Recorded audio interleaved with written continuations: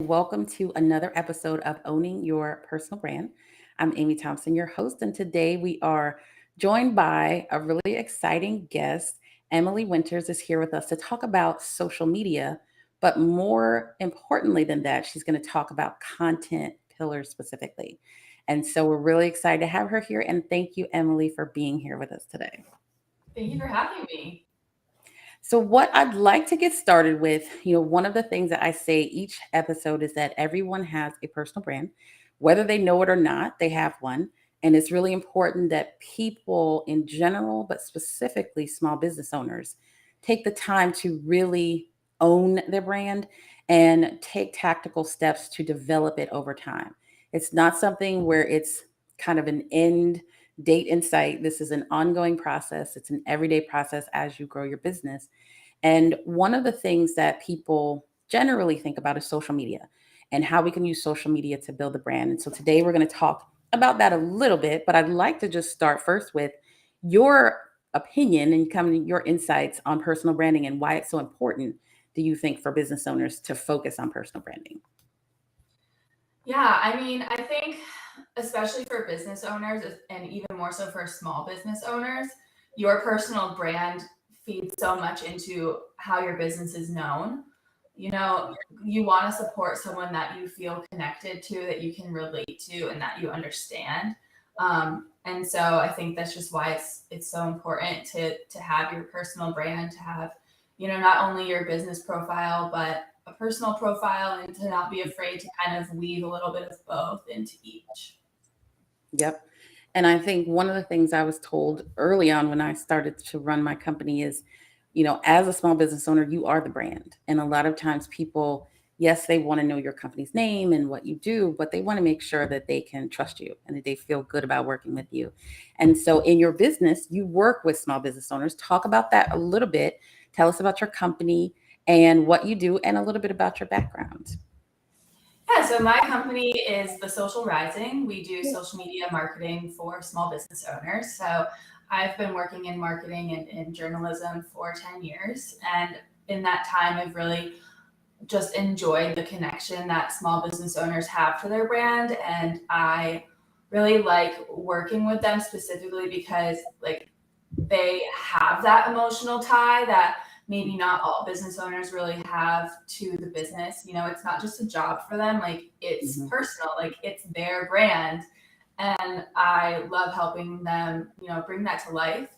So yeah, the Social Rising, we do retainers. So we work with people monthly. We have a social workshop that can be a one-off, or kind of in the middle is a monthly strategy session to help people plan out what they have going on. Good. So then let's move over talking just about content in general. And as you're working with your clients, why do you feel so strongly that content is such an important part of marketing and branding and why that should be a focus for business owners? Well, if you don't have content, you can't post on social. So, like, you can't have one without the other. Yeah. And I always think about like there was like a TikTok audio or Instagram audio, and it was like everything is content, everything is content. And it's just like Yeah. that's true. Like, so many times people are like, well, I don't know what you need, I don't know what to post. And I'm like, just as you're going about your day, take out your phone Mhm. for 1 second and just go like this.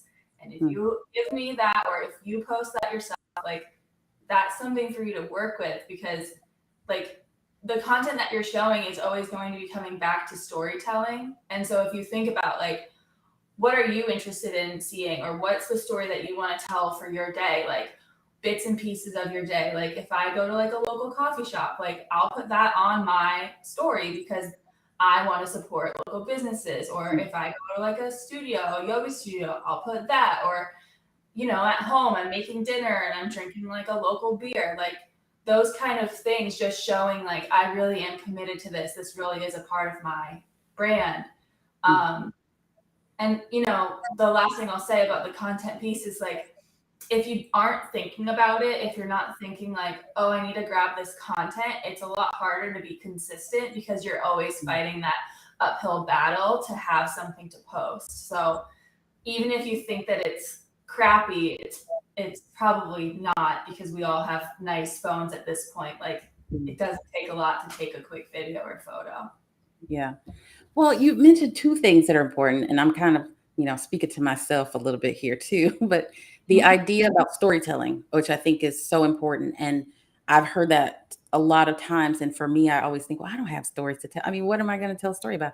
And then, like you just said, it's really just the story of what you're doing and the work that Yeah. you're doing or where you're doing the work.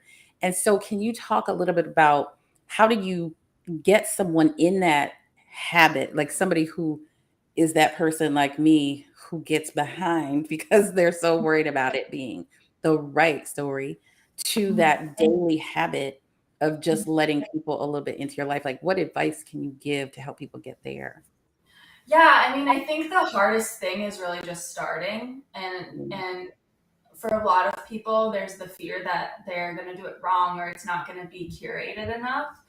But the great thing about Instagram stories is they only last 24 hours. So mm, if it's not perfect, it's okay. And it really doesn't have to be. And people will connect with you more if it's mm, less perfect. mhm. Um, so I really just, I mean, with my clients, I'm just constantly cheerleading. I'm like, just, what are you doing today? Oh, great. Are you going to get a picture of that? And they're like, I'm like, so you're going to get a picture of that? And once you just start, it gets a lot easier. Yeah, You just get in the habit. You have to have that discipline at first, but if you're a business owner, then you are a disciplined person. So you just have to like add the content piece to your list of what you're committed to.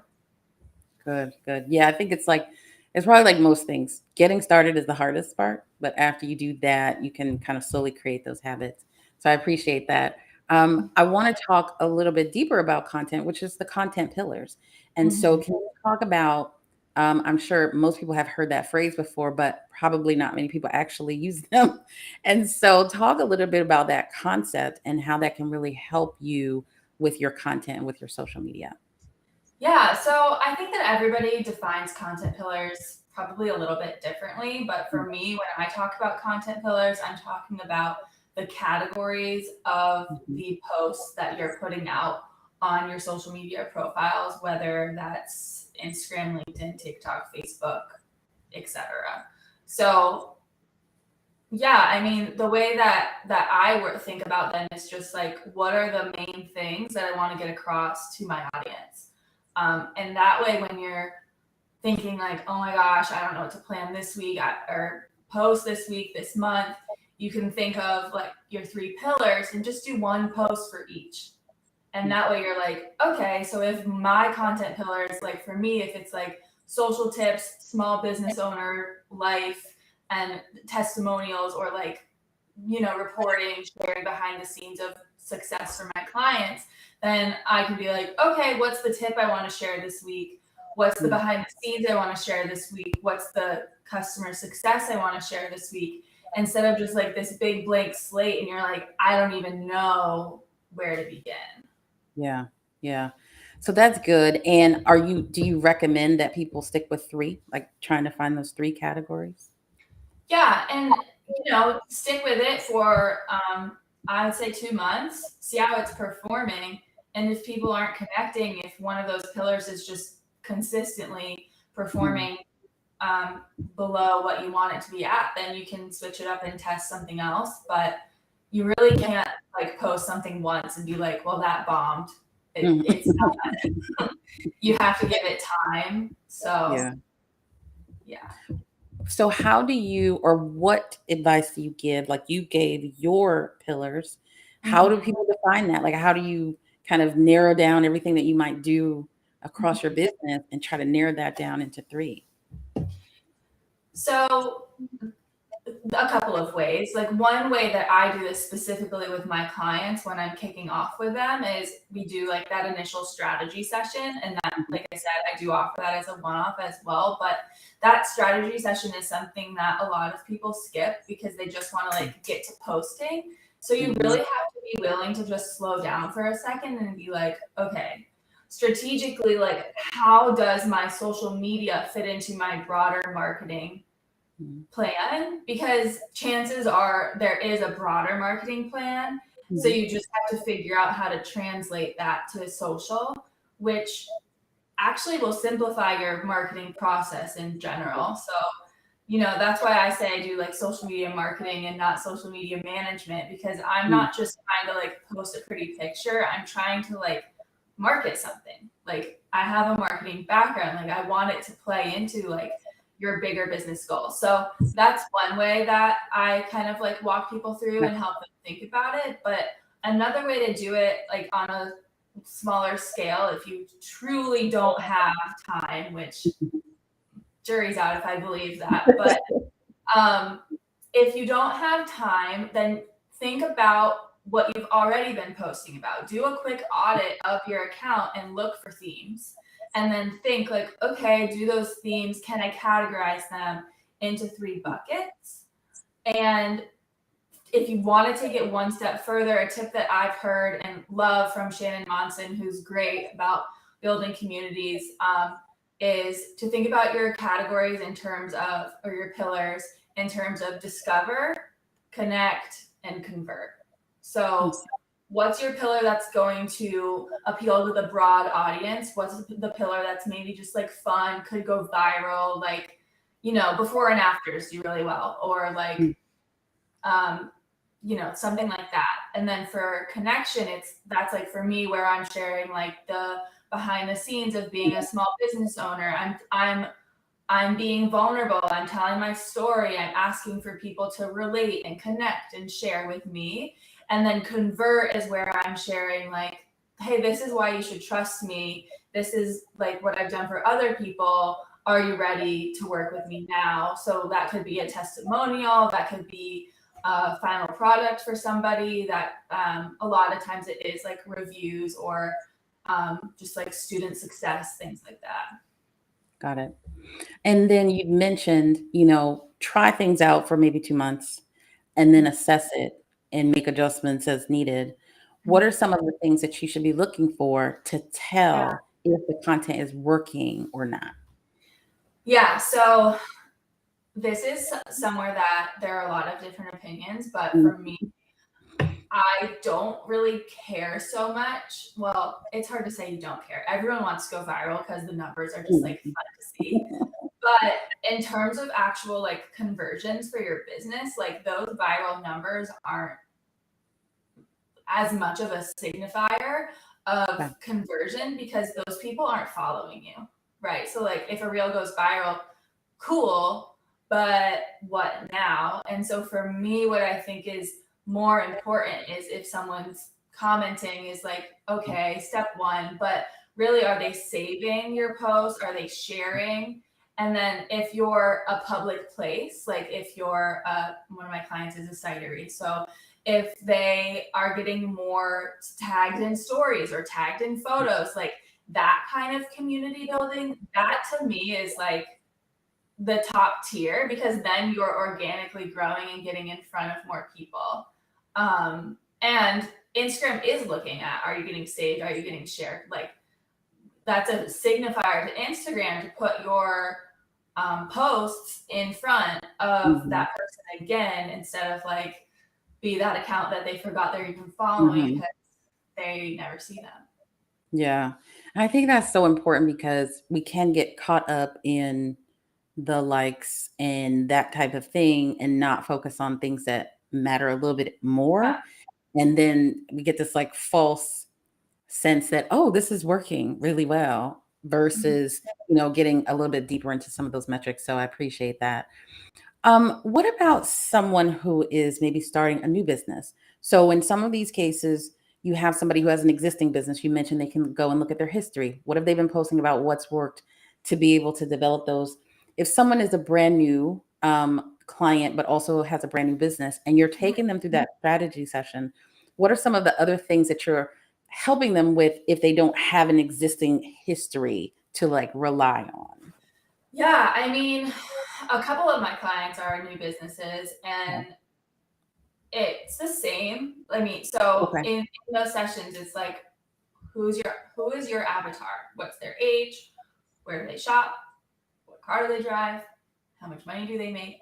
What are Hmm. their hobbies? Like, who is that person?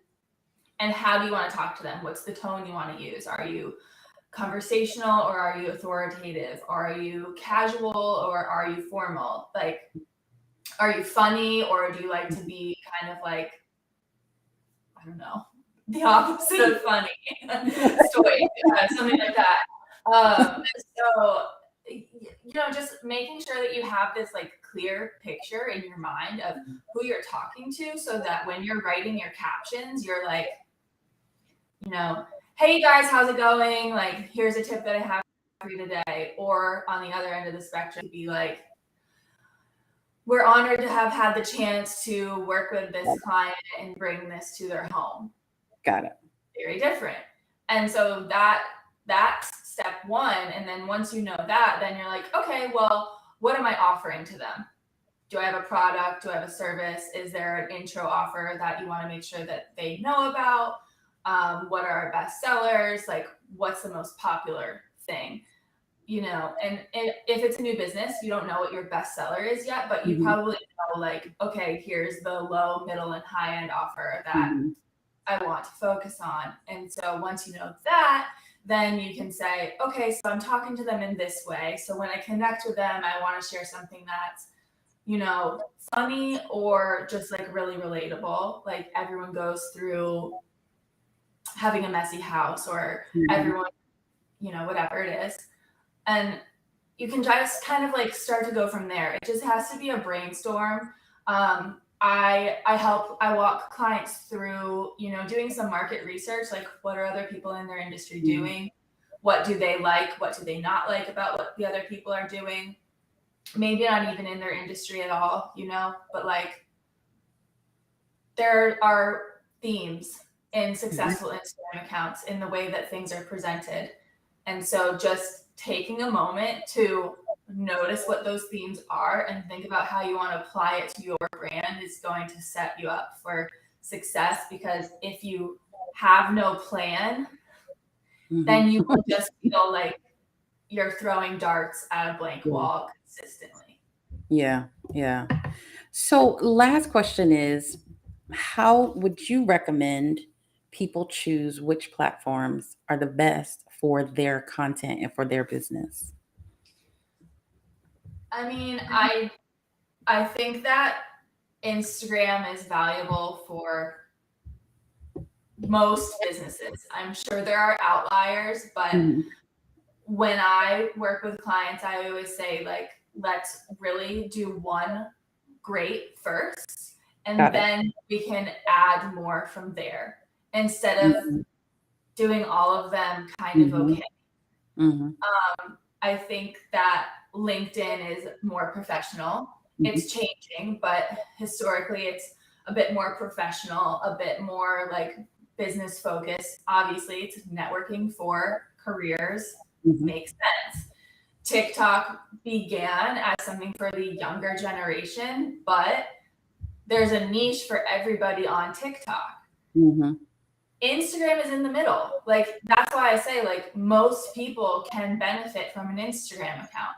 I also think that Instagram is an easy place to really tell your story because it has stories. Like, you know, the behind the scenes, like, that's what it's meant for. It's easier for people to tag you in photos. It's easier for people to DM you, like all of those things. So that's kind of how I go after it.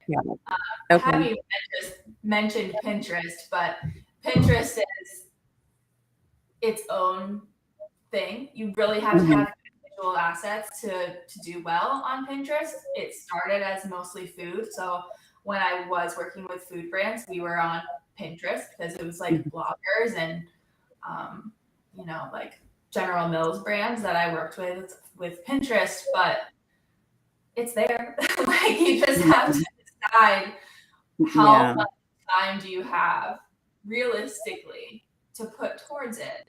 And that's what I tell people, even when they're deciding how often to post on one, what's the word? Like, outlet, like Instagram, LinkedIn, TikTok, wherever they're posting. Okay, what can you do consistently? If you can't post 7 days a week, then don't post 7 days a week. Post two. Yeah. I think what you said about starting with one first. I think that's huge because a lot of businesses that we talk to, when they come to us, they're on like every platform, but then you go and look and they haven't posted in like 3 months or something like that. And it's I like, why keep are you, typing why are in you my even there? Twitter accounts are linked in someone's like footer, and I'm like, haven't posted since 2019. I think you can remove that. But it's some, I don't know, there's some natural thing that people always think they have to be everywhere. And so I like that advice a lot. It's like really focus. And then the second thing you said, which is great, is that consistency. If you can be consistent 24 hours a day, do it. But if you can't, then pick what you can do and then just be consistent. And I think sometimes, especially as business owners, we overwhelm ourselves. Like we're actually in control of what we do and where we do it, but we overwhelm ourselves by Yeah, trying to do too much and then not being able to follow through. So I think that's really great advice. Just start small and then get that going really well and then grow it from there. So I like that a lot. So yeah, I think that that's really everything you've shared has been really great advice. So I appreciate it. And I just want to wind down by just talking about two things, which is one, what type of clients should reach out to you for that strategy session? Like what's your avatar as far as people who are mhm. hearing this might say, "Hey, I should contact her to talk about my business." Yeah. So I'm obviously small business owners, Mhm. but I work with a lot of people who have a really small team. Like sometimes Okay. a small business has grown and they have someone who can do marketing, someone who can do this and that. But for me, I work with a lot of people who are like a one woman show or like two Got it. people or five, and I think the reason that I'm able to work with them is because like I'm scrappy myself. Like Mhm. I like to piece things together. I'm not like put off when someone's like, I don't have a budget. I'm like, Mhm. okay, like you can hopefully you have a budget for me, right? But like after that, we can make it work. Yeah. I tend to connect really well with like creative people. I work Okay. with, a yoga studio, a jeweler, Okay. a photographer, interior designer. Okay. Um, so that's yeah, it's hard for me to say like, oh, like I only work with restaurants or I only work with health and wellness. Like, no, it's just for me. I really just love working with people who are passionate and who are willing to like jump in and get it done. Okay. And it's people who are more on that smaller business side who might not have the staff where they have somebody full time doing marketing. And so they can really partner with you to help them Yeah, with like their I am their marketing team. Mhm. Got it. Uh-huh. Well, that's good. Yeah. Good. Well, we have so Instagram is kind of your core. And so you can follow Emily on Instagram and definitely check out her business and also her advice on different social media tactics. And that kind of wraps up our episode today. I really appreciate again for you sharing those insights. A couple of things to remember that I really like is, being authentic is important. Sharing what you're doing, if you do run a business, people love to see those behind the scenes things. So don't be afraid to just share. It doesn't have to be some hugely planned out piece of content all the time. It can really just be a part of what you're doing. And then be consistent. Set your goals first, then your content pillars to kind of make sure they're aligned with that. And that's going to really help you streamline what you're doing on social. And so, Emily, thank you again for joining us. And as I always say, everyone has a personal brand. So make sure that you own it. Social media is a great tactic to be able to brand your company, but also yourself. But use it wisely because it can be overwhelming. And I think some of the tips that Emily has shared today can really help you keep it simple and keep it consistent and do a really good job, but not feel like you have to be everywhere all the time. So, thank you so much for joining us this week on Owning Your Personal Brand. And I will see you soon.